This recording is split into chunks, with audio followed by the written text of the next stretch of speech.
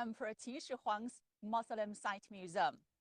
I am Dong Yongying from Xidian University. This is Miss Deng Xufei, the museum educator. Xufei, 你好. Hello, Professor Dong.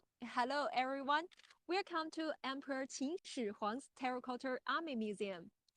It's about 7 o'clock in the evening Beijing time. Tonight, Xufei and I will give you this online lecture by taking a working tour. Dear young diplomats, Emperor Qin Shi Huang's Mausoleum Site Museum consists of two parts, Emperor Qin Shi Huang's Terracotta Army Museum and Emperor Qin Shi Huang's Mausoleum Site Park. Right now, we are at the Terracotta Army Museum. There are 3 pits in this museum, and today, due to time limit, we will only visit pit number 1 and on-site restoration workshop.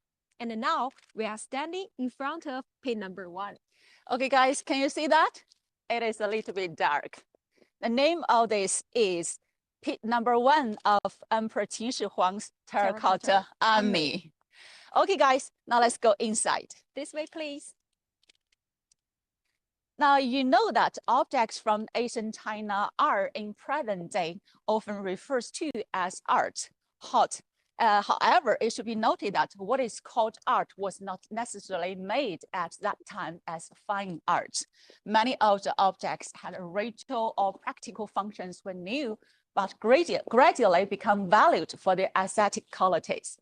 So objects in this museum are partially excavated life-size figures of warriors. They are made of terracotta, a type of earthenware, and are just some of the approximately 7,000 figures that were created for this elaborate complex of Emperor Qin Shi Huang, that is China's first emperor.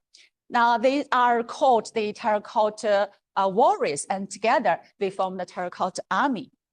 Now, similar to the tombs of ancient Egypt's pharaohs, now this elaborate complex in the terracotta army were created not only to symbolize the power and social status that Emperor Qin Shi Huang obtained during his lifetime, but also to ensure that this power followed him into his afterlife.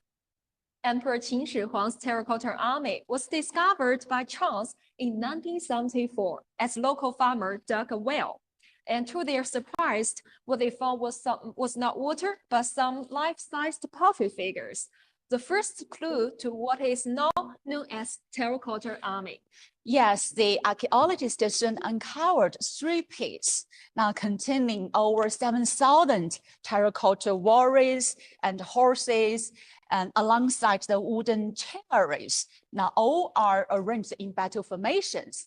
And they also discovered nearly 40,000 pieces of bronze weaponries.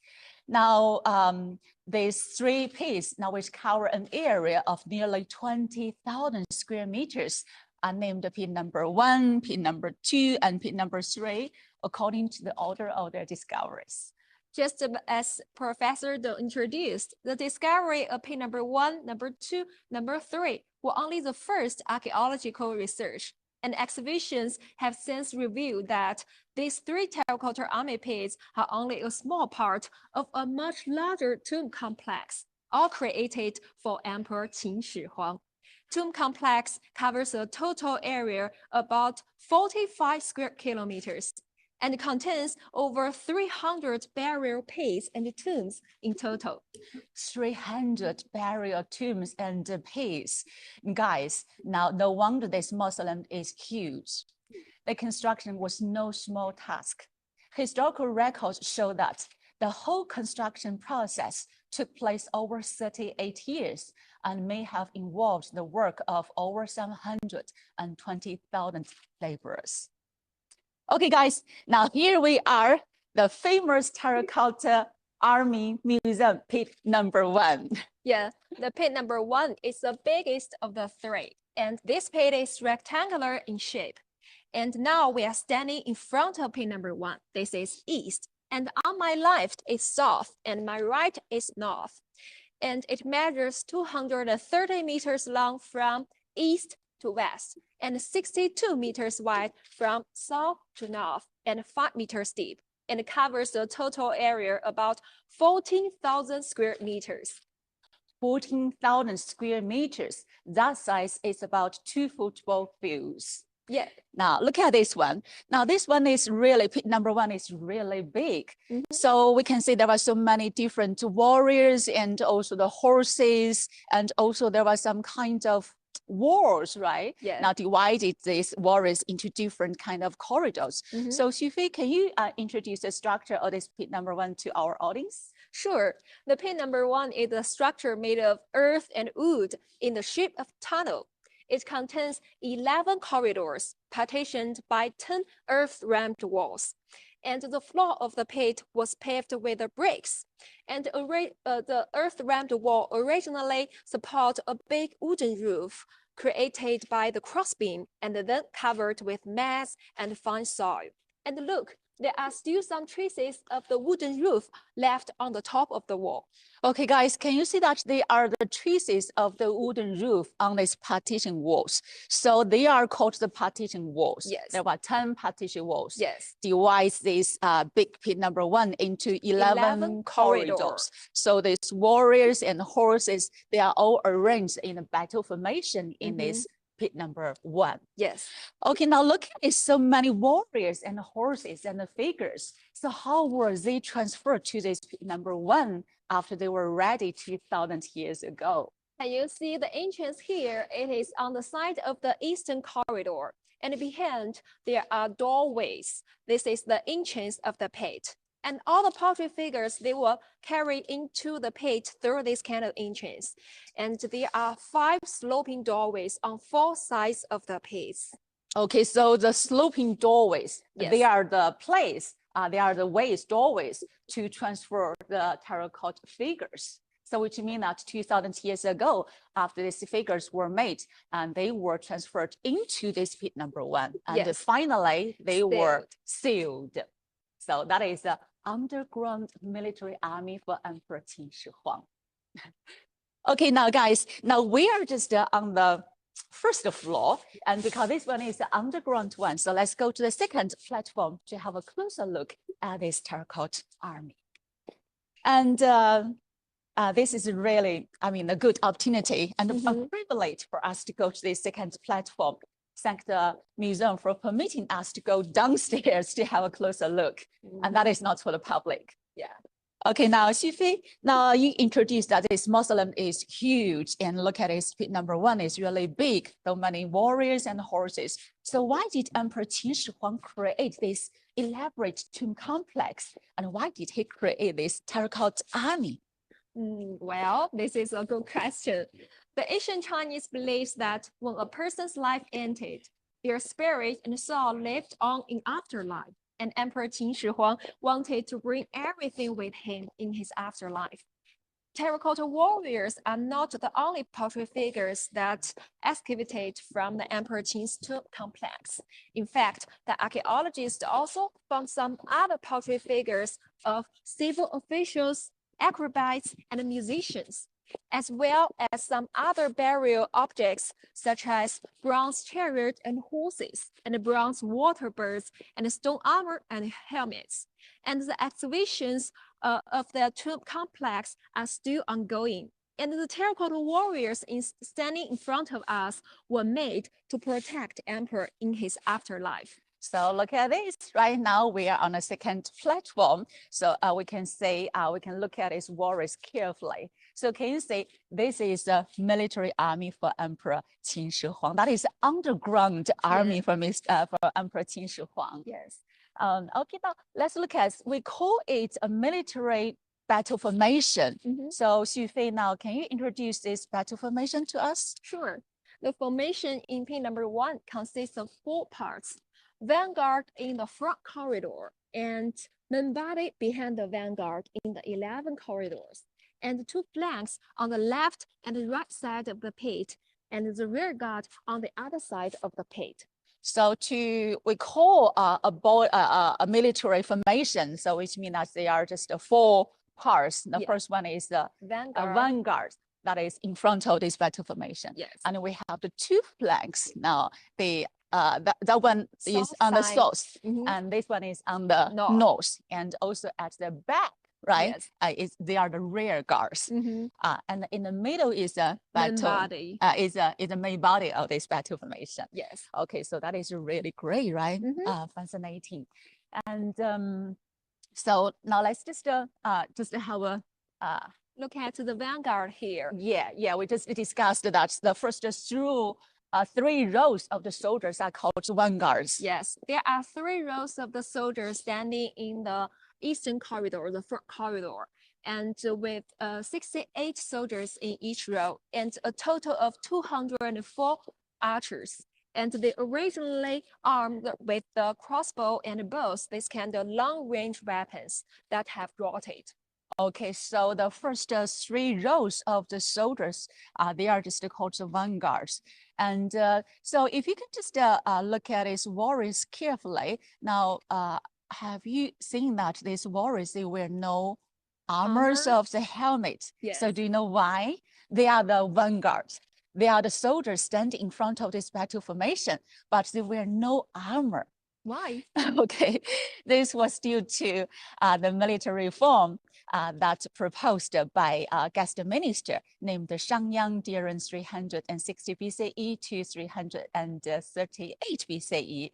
That was during the Warring States period in Chinese history, just before the Qing united China for the first time.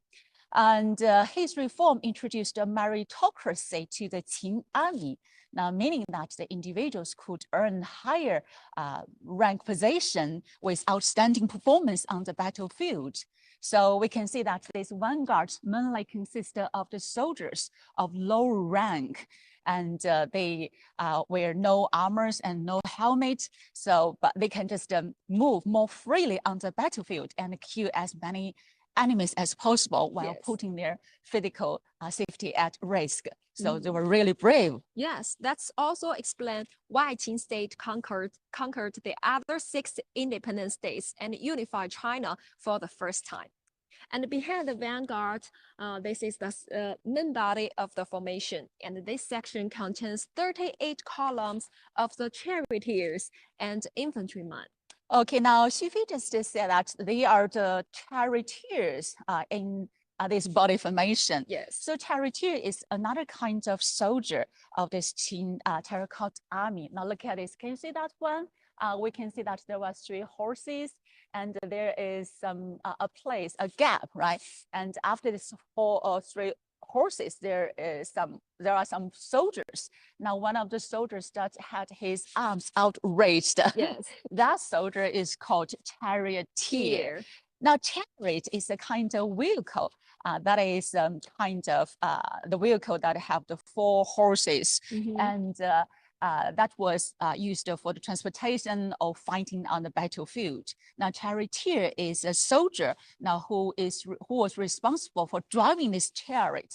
Now we can see that this chariot has his arm outraised, and it suggests that his hands once held the reins of the horses, but the chariot was made of the wood, and over time the chariot got deteriorated. Yes, and there are 2 portrait figures, 2 soldiers standing on his left and right, and prepare to attack and defend.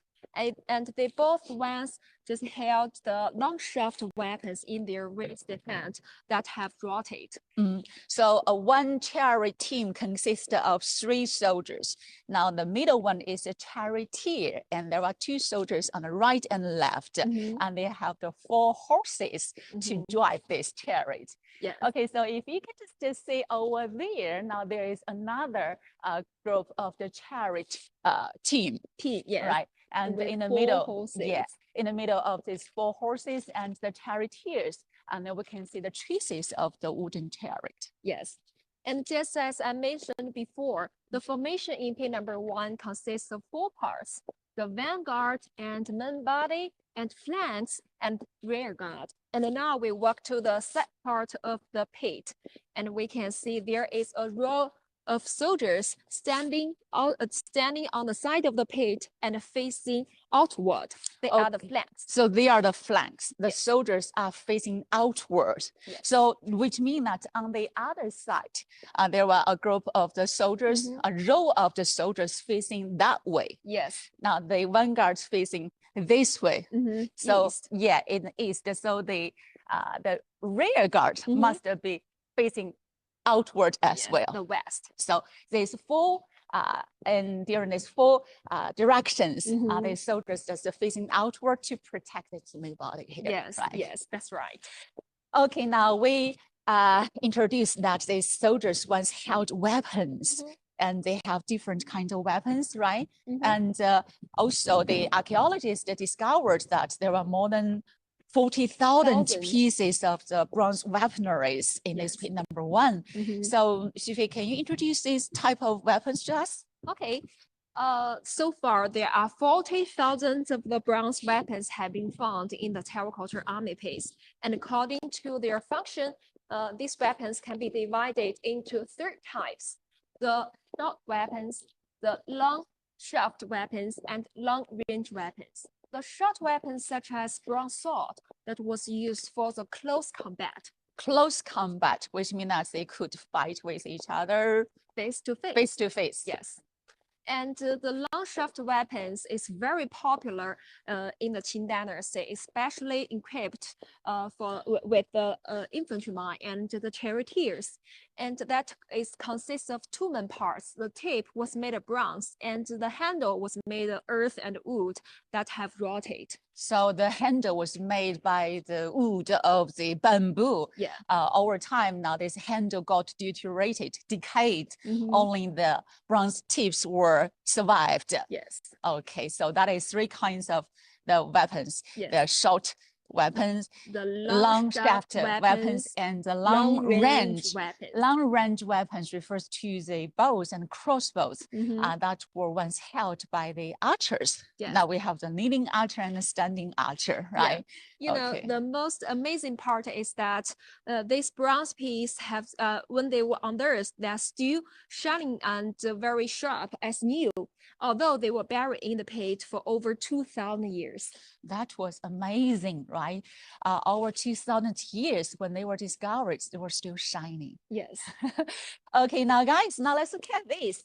Now this is the picture. Now, which is the site of the well. Now we have introduced that this terracotta army were discovered by chance in 1974 by the local farmers when dug wells. So this is the site of the well. Can you see that? Here. Yes. It is in the corner of the pit here. And you can imagine that if the farmer dug 1 meter away, the 8th wonder of the world would not be presented for us just before us. So we should thank this farmer. I know that he named as Yang, Mr. Yang, yes. right? Okay, we are so lucky this generation, right? Now can just see this great wonder, this terracotta army museum. Yeah. Okay, so that is the site of the well. And when we were at the 2nd platform, now we can see that these warriors so carefully and have a closer look. So have you found that these warriors are tall and big? Now, so Xufei, so were the Qin people tall and big 2,000 years ago? These pottery figures were made in life-sized, and their average height is around 1.8 meters high. Actually, they were not that tall. And according to the human remains that excavated from the tombs in the Emperor Qin Shi Huang's mausoleum complex, the archaeologists found that the Qin people, the original height is around 1.7 meters. 1.7 meters. Yes. That is still high. Yes. And look at the pottery figures in the pit. And most of the soldiers, they have knots on their head. Okay, knot is a kind of life hairstyle. Yeah. Now, in ancient China, even the man has a long hair. Now, according to our traditional, the man has a long hair because the hair and the skin were regarded as a gift from the parents. So even the man had this hair kept to show their respect to their parents. Yes. So the soldiers, they just had this hair tied on top of the head. So it is called knot. Now we have different kinds of knots. Sometimes the knot is this side, sometimes it's this side. Right? Yes, and without knots, their average height is 1.75 meters. And otherwise, these pottery figures was made for emperor to protect his underground world. So much taller and stronger soldiers should be select for him, isn't it? Yeah, for the Emperor Qin Shi Huang. Yeah. Now we said that the mausoleum is huge. This number 1 is huge. So Emperor Qin Shi Huang likes grandeur. Yeah. Okay, so to talk about these terracotta warriors, terracotta figures. So how were these terracotta figures made 2,000 years ago? Now, who created them? I'm sure that our audience had this question. So who made them? That's a good question. Well, from the broken pieces of the pottery figures, and we have found out that these pottery figures were manufactured by molding, sculpting, carving, and fairing and painting. And a pottery figures was made from the bottom to the top. So from the bottom, from the pedestal under their feet, and then feet, legs, torso, arms, and head. And their shoes, legs, arms were made by hand and then joined to the body with a flat band of clay. Yes. And most of the legs are hollow and others are solid. And then the torso. The torso is the main body. The body, yes. Was sculptured with the shapes of the clay one after another. And the armors, uniform, and the decorations was detailed with the low relief and incised lines. And the most difficult steps is making the pottery figure's head. The head of these figures was the most difficult part. So how did they make that? And firstly, 2 molds of the pieces was used to make the face and then the back head, and then assemble them together. So which means that this mold was divided into 2 parts. Yes. And they were just stick to each other at last to make the head. And then the hair, nose, ear, and facial hair were made separately and then attached on. Okay, so we can see that these terracotta figures, including the warriors and horses, chariots, and so many figures were created by the workers, now both in the government owned of the local workshops. And by using a complex and multi-step process of the molding and coralling and decorating clay. And these figures were varied according to the type of their figures, because we have the different kinds of the figures, the warriors and the horses, right? Yes. And this is what they were made 2,000 years ago. And after these pottery figures were dried and they were put into the kiln to be fired. The kiln is a kind of place, is a place to fire the figures. And the temperature reached nearly 1,000 degrees Celsius. In China, we use Celsius. Imagine that. Over 2,000 years ago, the temperature could reach 1,000 degrees.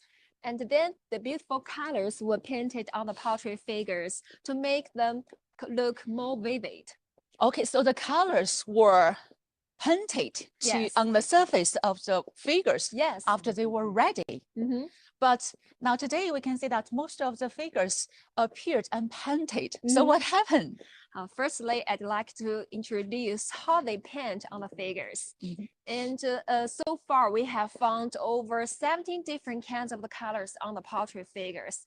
And they, 2,000 years ago, when they were finished, they were originally brightly painted. And the process of painting is very special. Firstly, a layer of lacquer was applied to be the base. Okay, so when they were ready, when they were just taken out of the kilns, now they would be applied a layer of the lacquer. Yes. And then several layers of the colors were painted on the different part of the portrait figures. And when they were finished, they look vivid like the real people with the black or brown hair, the pink skin, and the black pupil, and a single eyelash. Okay, so different colors were painted on the surface of the warriors. Now, Chinese people have the black hair, so the warriors have the black hair and the pink skin. Okay, that was wonderful. Yes, and also the black armor and with the beautiful colors of the uniform. And these colors are the pigments that made of the minerals such as cinnabar and malachite. So they are from the minerals, they are from the nature. Yes. So they are different kinds of minerals. The cinnabar is red. So red comes from the cinnabar. And malachite comes from, the green comes from malachite. The green from the malachite. And 2,000 years passed by, the beautiful colors have experienced both human destruction and nature decay. And plus, during the excavation and the sudden change of humidity and temperature, the layer of the lacquer became very sensitive and fragile. And when it is exposed to the light and air, and the remaining water in the lacquer quickly evaporates. And then it will shrinking, and like our dry skin in winter, quickly flicks off of the portrait figures. That's the reason why we couldn't see the colors. So that explains most of these warriors, when they were excavated, they just appeared unpainted. Yeah, it was not until 1992 the experts were enabled to create a successful preservation on the portrait figures, the colors on the portrait figures, and we will see some beautiful colors in the workshop. Okay, so this is the color conservation now, which we can find out more in a while. Okay, so right now we are just come to the west of this pit number 1, and that is also the overall introduction of the pit number 1. So thank you, Xu Fei. Thank you, Professor Dong, and thank you guys for watching, and hope to meet you in the museum in near future. Bye for now. Thank you, Xu Fei. Bye. Okay, guys, now we are come to our next step. I'm going to interview one of the famous conservator, restaurateur, Mr. Lan Desheng, on this restoration workshop to give us more information about this restoration. Now we know that when the terracotta figures were excavated, now they were broken into pieces, but who restored them? Now who just make these warriors relive? We will find out the answer. Now we are approaching to the pit number 1 restoration workshop, and I will interview Mr. Lan Desheng, now who will give us the details about the process of restoration, because the public, I'm sure that the audience have the great interest in the mystery behind the scene. Here we are. Okay, 兰老师你好。董老师好，大家好。Okay, now guys, now this is Mr. Lan Desheng, the famous conservator restaurateur in this museum. He has been working in this museum for 29 years. Now tonight, he will introduce and demonstrate how to preserve, how to restore the terracotta figures. Mr. Lan speaks Chinese. I will be the interpreter and help him to explain and demonstrate the process of restoration. 那兰老师，欢迎各位走进秦俑医院。这里是兵马俑1号坑的最西端，我是秦陵博物院的一名文物修复师兰德生。Ms. Lan introduced that he is one of the specialist team to piece up together the broken pieces of the terracotta warriors, and he called this area as the Terracotta Army's Hospital. 我们所看到的这个区域是秦陵博物院开放修复室，也就是我们兵马俑专科医院。Now, this is the open area restoration workshop of Emperor Qin Shi Huang's Mausoleum Site Museum. Now we can see that it is just a part of this pit number 1. 那么所有的残破的秦俑到这里，都要经过我们秦俑医院的治疗以后，才能够恢复完整的样子。So as we have introduced, Ms. Lan called it as a hospital. Now he said, all of these terracotta warriors, when they were uncovered, excavated, they would be transferred to this hospital to have the treatment first. 我们既是文物修复师，也是兵马俑的专科医生。 So Mr. Lan called himself and his colleague as not only the artifacts restorer, but also the specialist, the doctor of the terracotta figures. 那么我们面前所看到的这些，就是我们兵马俑的治疗室。 So now what you see is the restoration workshop. Now this workshop not for the public, but you can see that the public, they can just see this, watch this workshop from the outside. 那么就像我们去医院看病一样，都要经过一系列的治疗和手术。 Yeah, we have introduced that this is the Terracotta Army's hospital. So which means that now here, just like the warriors were transferred here for the restoration, just like the patients visiting hospital. 那么残破的陶俑到这里，都要经过一系列的治疗之后才能够恢复。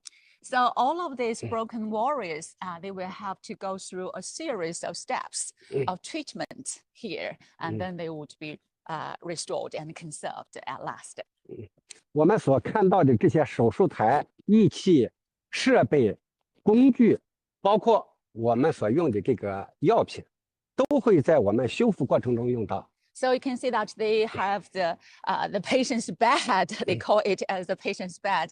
All of the medicine, the tools, the instruments would be used during the process of the operation. The operation, of course, refers to the treatment, the restoration. 那么兵马俑的保护修复要经过10多个步骤才能够完成。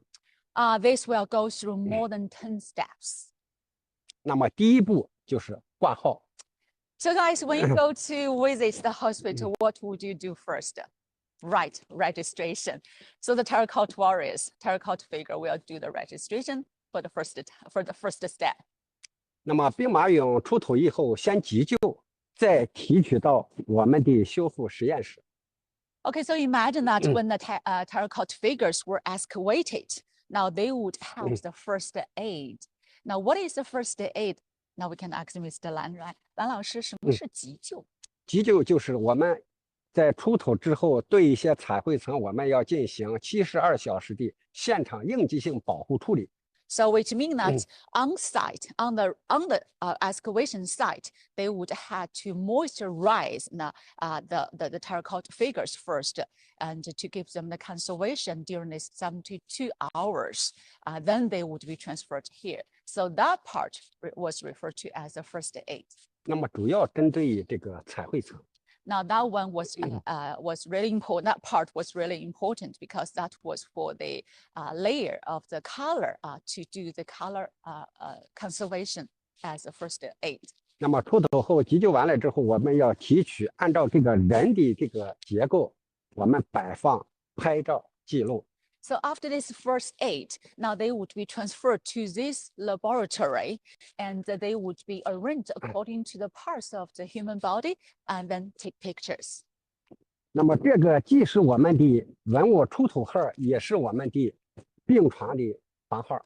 Okay, now look at this number. This number is to symbolize the tag of this piece of the terracotta figure.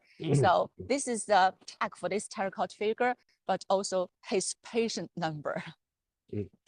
那么第二步，我们要问诊，也就是写病历。 So what's the next in the hospital? Yes, that is go to see the doctor. The doctor will write the medical record. 那么对这么多的残片，我们要对它表面上的病害进行科学的认知。 So the doctors will have to figure out the different kinds of diseases on the surface of the terracotta figures. 看他得了什么病，以及他病的轻重程度。 Yeah, so what kind of diseases this patient has, and the severity of the diseases. 那么下一步我们进行科学检测分析。So that is by the observation. And if they cannot be observed by the eyes, now they will have to apply to this technology. They are the modern technology instruments here. 对，借助我们现代科学仪器检测分析，对我们秦俑表面进行观察。So this could be used to examining the surfaces of these terracotta figures. 比如我们用显微镜分析， So there are the microscope observation, 激光拉曼分析， the laser Raman analysis. 有时我们还要测量它的密实程度，用我们的超声波检测。 Okay, so this is ultra scanning to make sure to find out the density of this figure. 那么有时内部的体腔的结构我们看不到，还要用我们医学上的内窥镜。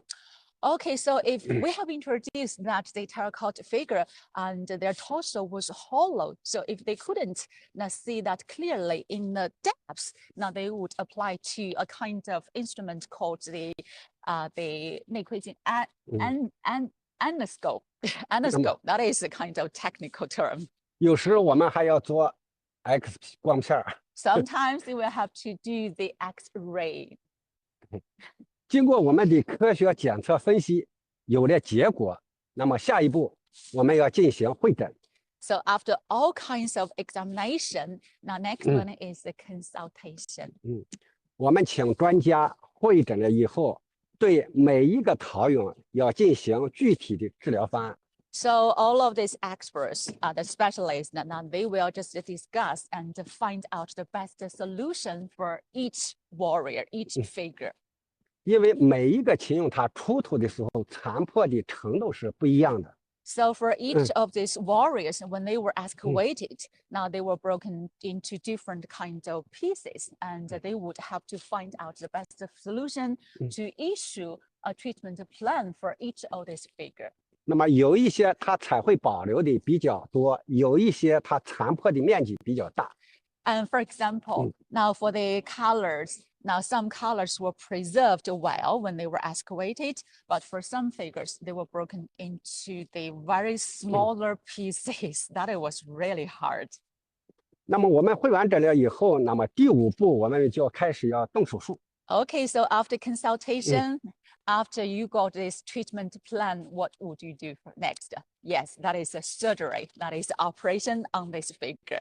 也就是对我们这个秦俑这病人，我们要开始做具体的治疗。 So for example, for this kind of warrior, now this figure, now they will have to start the treatment. 比如说我们在清理的过程中，要去除它一切影响它表面上的病害。 And first, they will have to do the clean up. That is to remove all of the diseases on the surface of this figure. 那么清理病害有一个原则，就是最少干预性。 So when we do, when they, not me, right? When they do this clean up, now they just interfere less. That is to remove less. Not all of these things would be removed from off this the surface of this figure. 也就是说，少清除，多保留。 Yeah, to remove, to clean up less, but to preserve more. 尽量保留原来2000年留下来的信息。 So try to preserve more, much when they were made 2000 years ago. 那么取除表面病害的过程当中，比如说凝结物，还有一般的泥土附着物，我们用手术刀清理。 So when they do this cleaning up, sometimes you will have to use a scalpel to help to remove the sclerosis materials. 那么对一些微生物，我们可以用黄霉剂进行清理。 But sometimes there was some microbial diseases, and they will have to use the antifungal agent to help to remove that. 那么这一套工具是我们既用于文物上的，我们医院里边骨科、牙科常用的51件套。 Are you familiar with this set of tools? Now, this set of tools consists of 51 pieces. Now, they were used. They were used to do the cleaning up, but this one could also be used in the hospitals by the dentists of the orthopedic surgeons. 对，它每一个工具都有相应的用途。 So you can see that now this one just had a special function. 对，你像这个，我们在清理它内部的体腔的时候用得上。 So they can be used to clean up the diseases in a deeper, in a hollow area. 那么第6步，我们进行彩绘保护。 Okay, so after this clean up, now what's the next one? The color conservation. Yes. 那么下一步，我们就可以见证奇迹的时候。 Okay, guys, we are so lucky. It is a great privilege that tonight now we can see this miracle. 那么 As 这 I 一件， introduced that, this is not for the public. Now, Mr. Landerson will show us how to do this color conservation. Now, this one is a recent restoration piece of the warriors. 那么这一件秦俑，也就是我们经过半年的努力，刚出土的时候是一个泥土。 Now, Ms. Lan introduced that. Now, this piece of the figure, now they had worked on it for about 6 months. When it was excavated 6 months ago, it was just a hole of the earth. It was hard to figure out what it was. 也就是说，它表面上残破的比较厉害，看不清它的真面目。 So there was so much diseases on the surface of this figure. So they just spent 6 months on that. Now let's find out what it is, what he is. I cannot say that it is, right? Because this is just like the human being, like the warriors. Okay. 那么彩绘文物在出土以后，打破了原来的相对稳定的一个环境。 Ms. Lan just want to give us some more information about the color conservation as Xu Fei introduced before. When the warriors excavated from the underground, and now the color, the painted color was just exposed to the light and the air, so their environment was broken. 那么彩绘中的水分随着这个时间慢慢的推移，表面上的彩绘慢慢的开始起翘脱落。 So the water in the lacquer layer, now they were just the water in the lacquer layer would evaporate over time. So the painted pigments now would close and disintegrate within several minutes. 那么我们会在第一时间先保湿，再加固。 So as we just introduced, that was the first aid. When they were excavated, they would moisturize first and enforce later. So that is first aid we have introduced, right? 那么现在我们看到，我们经过半年多的努力，将遗留在彩绘上面的土块，我们经过回贴技术，把它已经复原。 So this is a restored piece of the head of one of the figures. And we can see that it is a really great one because this one is a painted one. Have you found that? Can you see that? This is a painted one with the black hairs and pink skin, right? It's a beautiful one. It's handsome. 所以看在我们所看到的这彩绘，都是经过我们在土块上已经回贴上面。 So you can see that for this piece of the painted warriors, now they were just cleaned up and they had the surgeries. 那么我们采用经过多年的合作研究，我们现在用了一种叫 PG200和 PU 联合保护处理法。 So Ms. Lan introduced that after the years of cooperation with the other institutions, and they found out the technique to preserve the color. That is two kinds of materials. One is the PG200, another one is the PU. 那么 PEG 具有保湿和抗阻锁作用。 Now PG200 is help to moisturize the surface of this warrior. 那么 PU 它是一种这个加固剂。 So PU material is help to reinforce the surface. 那么我们按照一定的比例，在一个周期之内，慢慢的将彩绘保护比较好。So during a kind of during a period, now they use different kinds of ratios of these two substances, and to moisturize, to reinforce, and to conserve the colors.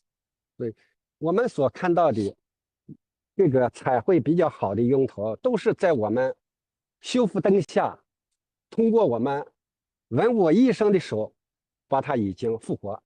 Okay, so you can see that only by the specialist here, now by the conservator and the restorer here, now they can just make the terracotta warriors relive. 那么在我们保护之后，我们要用我们食用级的保鲜膜，然后把它包起来，目的是为了阻止空气，防止灰尘。So guess what's the function of this plastic wrap? As we have introduced that when the painted warriors were excavated, their original environment was broken. So that is why the painted layer just flick off and disintegrates. So that is why when they finished the color conservation, in order to prevent the other dusts of the pollutants invading, now Mr. Lan and his team would try to cover now this piece of the warriors by the plastic wrap to make sure that this environment is stable, so the color could be reserved. And this plastic wrap is what we used at home in the kitchen.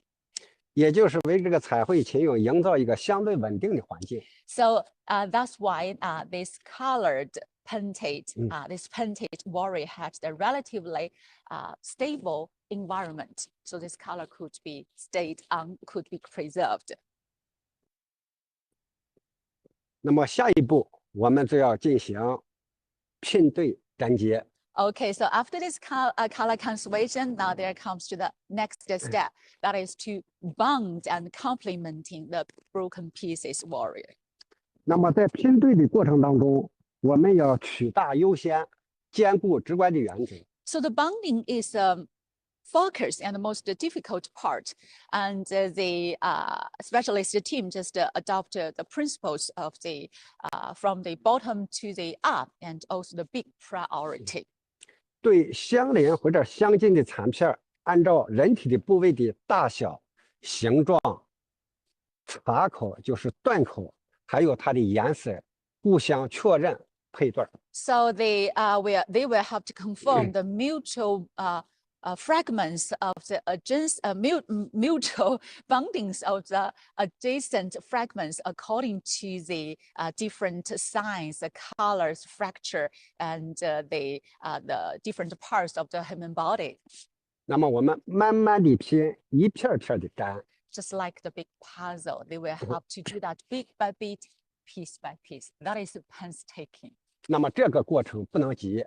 So you will have to be patient during this process. 对，那么拼对粘接是我们修复工作的一个重点，也是难点。As I have told you, right, as we have introduced, now this step is the focus and the most difficult part. 对，恢复的不好，也就跟我们人一样，它这个功能和结构也都立不起来。So if you are not patient, if you cannot bond them very well, just like the human body, right, the different parts of the human body could not be stable. 那么我们粘接的所适用的粘接剂是环氧树脂。And so the material for this bonding is a kind of material called the epoxy resin. 那么下一步就是补全。Okay, so after this bonding, the next step is to make up the missing one, right? 也就是为了恢复这个人的这个功能和结构，对残缺的部位进行补全。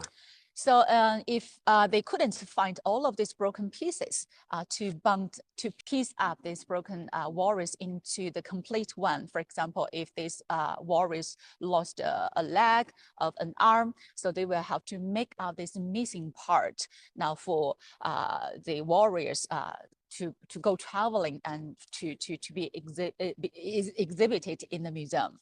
但是要有一个前提条件，就是我们在考古队里边确认已经没有这个残片儿，另外必须就是这个残片儿它已经在其他的地方也没有，我们确认之后才能够进行补全。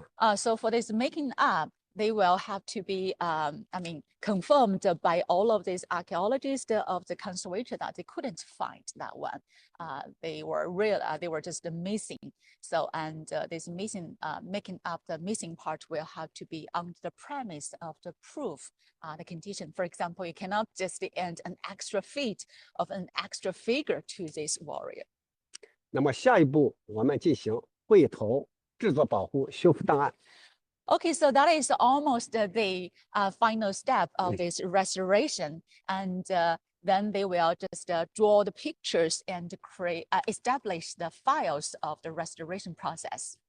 也就是把我们在修复过程当中所有的资料，包括我们的图片、照片、影像资料、修复材料和修复过程，完完整整的记录下来。 So they will have to establish this file for each of these figure, including the restoration methods, the material that they used, the text, the photos and the pictures, and all of this material would be restored, would be recorded for this history of the restoration for this figure. 那么每一件俑必须要有一件档案，就是一俑一档案。 So for each of these warrior, they had the file. 那么最后一步是留观、建档、归还办证。 And the last step is the observation and return back to the archaeology department. 那么留观一般1到3个月。 So they will have to observe this restored figure for 1 to 3 months in this area. 检查表面上彩绘情况以及我们粘接面的粘接情况。 So to make sure the color was preserved well and also the bonding was okay. 那么我们确认健康之后，我们才能够归还。 So as we have introduced, they are just like patients visiting the hospital, and Mr. Lan and his team would have to confirm that this warrior is healthy, then would return them to the archaeology department. 归还了之后，我们再建档办证。 So this archaeology department now would just create another file and an ID card for the warrior. 那么有了身份证，这个秦俑方可出巡，与大家交流互鉴。 Okay, so in China we have the ID cards. Now for the terracotta figures, if they just go traveling to the other parts of the world, they will have this passport.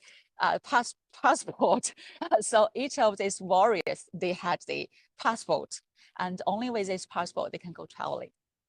那么一件秦俑从提取到我们修复完成，平均需要3到6个月。 So now let's just calculate. Now from the broken pieces were transferred, excavated from the site and then transferred to this laboratory. And after they finish the restoration, it would last for 1 to 6 months. So each piece of this warrior will last 1 to 3 months. 那么在一号坑里，我们所看到的这一排排、一列列，都是经过我们长时间的保护修复，最后才能够康复出院。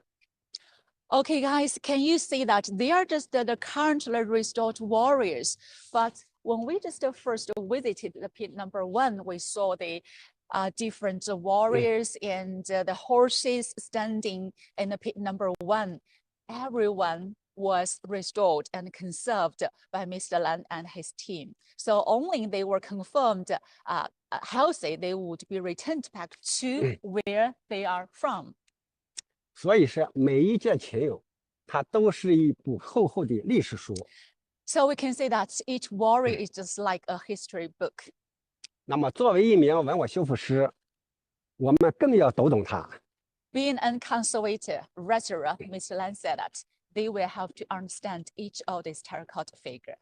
那么，历史是我们走向未来的底气。 Understand the past and be confident in the future. 兵马俑的保护修复是我们传承历史文化的眼睛。 The conservation and restoration of the terracotta figure is a torch for us to inherit our Chinese culture and history. 那么，我们有责任和义务来守护好我们中华文明的精神标识。Mr. Lan said that he and his team has this obligation and responsibility to protect and preserve the spiritual symbol of Chinese civilization, 传承好我们世界文化遗产。 to conserve and inherit our wonderful world culture heritage. Thank you, Mr. Lan. 谢谢你，安老师。不客气，好。 Okay, guys, now this is the end of this restoration workshop. Now, Ms. Lan just gave us a really detailed introduction about the process of restoration. And once again, it is really a great privilege, and we are so lucky to be on site to see how the process of the restoration and conservation is. So next time, if you have the chance to come to the this pit number 1 in the Terracotta Army Museum, now welcome to have a talk with Mr. Lan Desheng. 谢谢兰老师。Okay, guys, now this is the end of the second part. And the last part is the online discussion. And the director of Emperor Qin Shi Huang's Mausoleum Site Museum, Mr. Li Gang, will share with you about the archaeology, research, and conservation in the conference room.